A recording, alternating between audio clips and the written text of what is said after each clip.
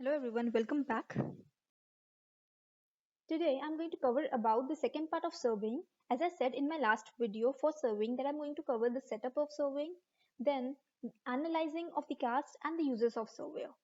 So in my first video I have talked about the definitions, parts of surveyor and why it is important to do surveying.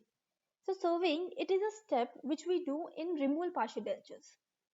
So what is surveying? Surveying is nothing but you're analyzing and comparing the contours while you are fabricating a prosthesis. So contours are nothing but like your tooth is not flat. So they have this bulged area and that is nothing but height of contour. And this height of contour basically it determines the path of insertion. So path of insertion is the way that you're removing and placing the denture. Now this is removal partial denture. So obviously the patient is going to remove and place the denture again and again. And as it is a removal partial dentures, so unlike complete dentures, you're not focusing only on the soft tissues, but over here in removal partial dentures, you're also focusing on the teeth that are present, which act as an abutment. So these abutments, they help in the fabrication of removal partial dentures. So this is the step that we are doing in removal partial dentures. So the main objective of surveying is basically to determine the most desirable part of the placement, and this will eliminate or it will minimize the interference to the placement and the removal of prosthesis. So as I said, I'm going to cover this part. So starting off with the setup of surveying. So basically when you're doing a RPD patients, so a patient who walks into the clinic and for example if he has a missing forceps, so the first thing that you're going to do is you're going to make proper diagnosis, then you're going to do the treatment plan, and then when you see the patient is good to start with the RPD, so first thing that you're doing is you're taking an alginate impression, then you're pouring a cast out of it. That is your primary cast. And the third thing that you're doing is surveying. So basically this is the third step in your fabrication of RPD. So before starting of actual what is surveying, we do all this setup. So setup of surveying, it includes mounting the primary cast on the cast holder, locking it in the position with 0 degree tilt. So basically it's like you're mounting the primary cast on the cast holder. Now what is cast holder and everything I've explained in my last video. So the parts of surveyor, I have explained them in my last video. So you mount the primary cast. So you have like done with the impression and then you pour a primary cast out of it. Then you take this cast. Now you have the cast ready with you. So then you mount it on the cast holder. So basically this is the cast holder. So this is the serving platform and this is the cast holder which holds your cast. So you are placing this cast on this cast holder when you're locking it in the position with 0 degree tilt. So over here you're not moving it, as we have seen that we can tilt this cast holder with the help of this ball and socket joint. So you can move or you can tilt this till 10 degrees. So basically before starting off with tilting, you are locking it in the position with 0 degree. So it's like you're locking it with 0 degrees. So you're not tilting it, it's like parallel to it. So basically it's like after positioning the cast, the serving arm is positioned in relation to the cast. The cast is analyzed after positioning the serving arm. So the three basic steps in setup for serving is first you mount the cast, then you position the sewing arm, and finally you analyze the cast. So the first is mounting the cast. So primary cast is mounted on the serving table. Serving table is nothing but the cast holder. It has two names, serving table or cast holder. So your primary cast, it is mounted on the serving table. The cast, it is fixed tightly to the clamps. So these are the clamps. So with the help of the screws, you can tightly fix it. You can secure this cast properly on the cast holder. Then the cast, it is mounted such that the occlusal surface of the remaining teeth, they are parallel to the base. So basically it's like when you're mounting your cast, so it has this 0 degree tilt.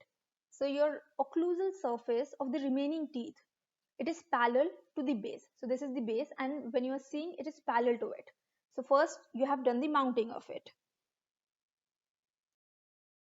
The next thing that you're doing is you're positioning the surveying arm. So after mounting the cast, so now you have mounted your cast properly, you have locked it, and then you're going to position your arm. So after mounting the cast, the horizontal arm is positioned in the Surveyor. So the first thing that you're doing is you're positioning the horizontal arm. So this is the horizontal arm.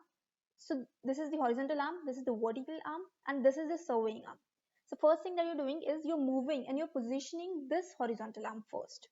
Then the horizontal arm, it should be adjusted such that the surveying arm, it can contact at least 3 different space points on the cast. So you're adjusting your horizontal arm first such that now you're not moving the surveying arm. First you're moving only the horizontal arm such that this surveying arm, it at least it can contact at least 3 spaced points. So when you're moving a surveying arm, so it should contact 3 points. For example, it's contacting posteriorly 2 points, anteriorly 1 point. So it's it can contact 3 different points on the cast. Once the proper position is determined of the horizontal arm, it is locked to the vertical arm with the help of thumb screw. So now as you have seen, you have attained that proper position of the horizontal arm, then you secure it properly with the thumb screw and you lock it to the vertical arm. So this is and this is basically that you have positioned the surveying arm.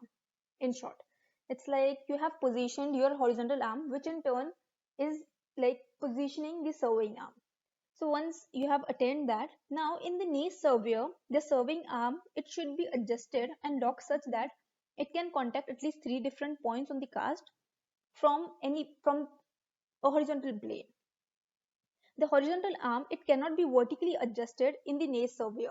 Now, as we have seen in the last video, the nail surveyor, the horizontal arm in nail surveyor is fixed. So it cannot be moved. So it is adjusted. Now this arm, it is movable. Now you can see it over here. So this is like a wheel surveyor. So the vertical arm in the wheel surveyor, when the horizontal arm, it can revolve. It can revolve, but in nail surveyor, it is fixed. So this is the positioning of the surveying arm. So now you have positioned your surveying arm, and now this is how your surveying arm it looks like. So it is touching this tooth. So this is it's touching one point of it. And the last part for the surveying, the setup for surveying is analyzing the cast. The analyzing rod, it is the first tool that should be used. Now the 4 surveying tools were that we have seen in the last video were analyzing rod, undercut gauges, then carbon markers and wax knife. So this is the first tool that you're using. As the name says, analyzing rod. So basically it's you're just analyzing your cast properly. So this is the analyzing rod with which you are analyzing the cast first. So the cast, it should be rotated against the analyzing rod to analyze the presence of undercuts. So you're rotating the cast against the analyzing rod to analyze what all where all the undercuts are present. So now it's there are 2 types of undercuts, favorable and unfavorable. Now at this stage, it's the operator will develop a mental picture about the design that would suit the clinical conditions. So favorable undercuts, it should be present on the abutment teeth to place the retentive components. So it's your favorable undercuts are those which are present over the abutments, and this will help to retain the removal partial edges.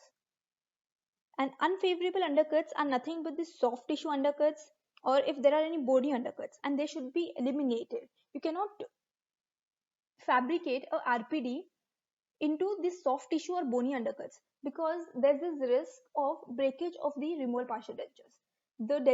So the undercuts that can be used are the favorable ones, the undercuts that are present on the abutment teeth.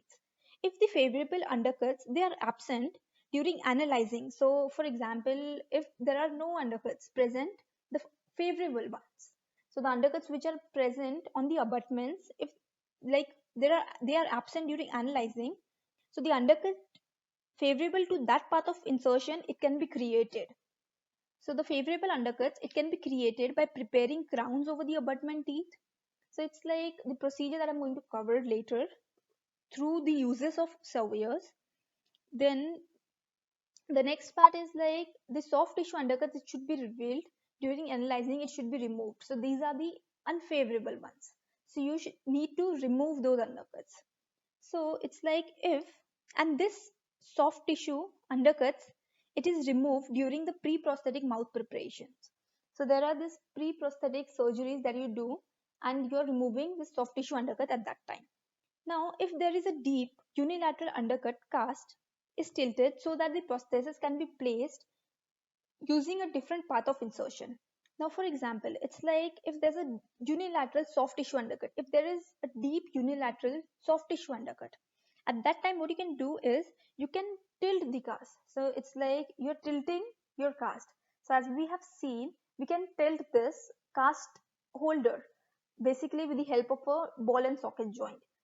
So it's like if there are any unilateral undercuts which are present, so the cast, it is tilted so that the prosthesis, it can be placed using a different path of insertion. So basically it's like when you're tilting the cast, it is changing the path of insertion. The way you are removing and placing the denture, it will change. And it's a rule that you should not tilt the cast more than 10 degrees, because what happens is if it is tilted more than that, then the patient, he needs to open the mouth wide to place the denture, which is not appropriate.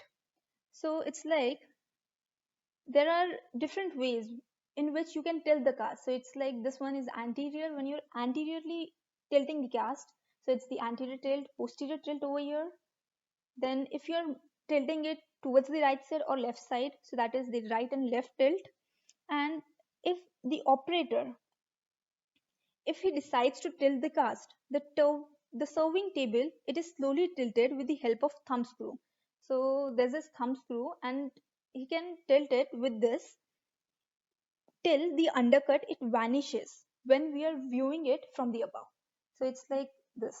So when you're viewing it from above, so that undercut, it should vanish when you're tilting it. So basically it's like you are tilting the cast so that the undercut, it goes, and the cast, it should not be tilted more than 10 degrees. So this was like the serving setup. So the survey setup is completed with analyzing the cast. So after completing the setup for the surveying, the cast is surveyed. So this is like the basis of surveying. So this is surveying of the cast. And this figure, I'll talk about this picture. So it says, now one, he should remember that any undercut is relative to the angle of the view. So it's basically like when you're viewing it from the above. So this is like the horizontal cast, it is placed horizontally. So when you're viewing it from above, you'll see that undercut.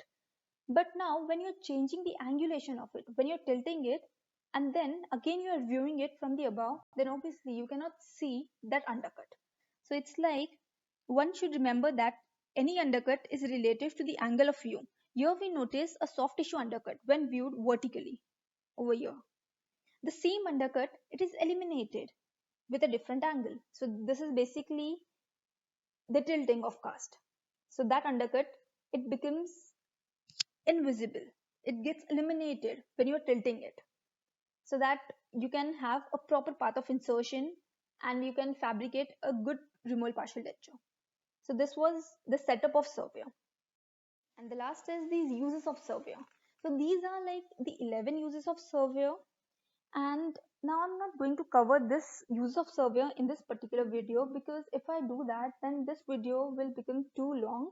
So what I'm going to do is I'm going to cover this use of Surveyor because I need to explain all these uses like in depth. So I need to cover all these 11 uses one by one, and through these uses I'm going to cover the steps like how the cast is surveyed. So basically we have seen, like we have set up done for the surveying. So it was like you have mounted the cast, then you have positioned your surveying arm, then the next one was analyzing the cast. So you have analyzed the cast, you have tilted it properly, and then you start up with the surveying of the cast. So that is surveying the diagnostic and primary cast. So how you're doing it, I'm going to explain it with these uses. It's like simultaneously I'm going to explain both the things, the working of it and even the uses of Surveyor. Now this uses of Surveyor is like a most frequently asked question in your exams. It's like when you're studying for surveying, the two questions that you're going to expect is the parts of Surveyor, like obviously you should know the definitions of it, the parts of Surveyor and the uses of Surveyor. It's like you can expect at least any one of the question in your exams. It's like it is about to asked in every exams. Like one of this question is asked as a SAQ or LAQ for sure. So you should know this uses of Surveyor well. And through these uses, I'm going to explain how the cast is actually surveyed. And I'm not going to delay this. I'm going to post the video for this use of Surveyor tomorrow itself, because I know, yes, I did delay it for the last, from the last video, I delayed this video. It was basically because I was planning to show you practically how a Surveyor works. But because of this lockdown, I'm unable to do that. So I thought of theoretically explaining it. But yes, if like as soon as everything gets fine, I'm going to practically show you how actually Surveyor works, practically doing the video of it. So these are the 11 uses of Surveyor, which I'm going to explain like properly and in depth in the next video. That was it for this video. Thank you so much.